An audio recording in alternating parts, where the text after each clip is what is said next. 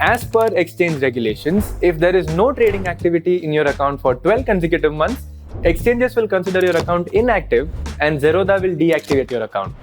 The account can be reactivated by doing the following. Log into signup.zerodha.com/rekyc. Click on Continue with Kite and log into your Zerodha account. Check the details shown on the screen. If the details are correct, click on Proceed with same details. Upload the income proof if you want to trade in the F&O segment. The income proof can be any one of the following. Update the FATCA declaration and click on Continue.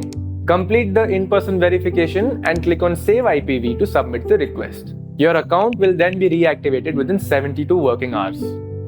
If you hold a non-individual or NRI account, the reactivation process has to be done offline. To learn more about the offline reactivation process, check out the link in the description. If you'd like to update your address to match your Aadhaar, your mobile number must be linked to the Aadhaar.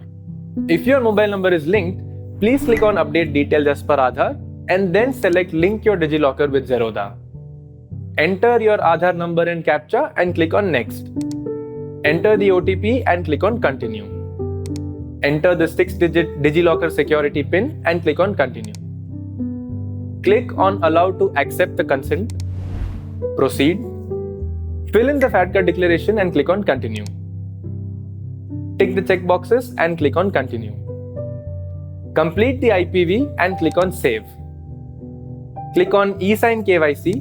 Proceed to eSign. Sign now. Tick the checkboxes. Enter the Aadhaar number. Click on Send OTP and then verify OTP. The request for updating the address and KYC will be submitted.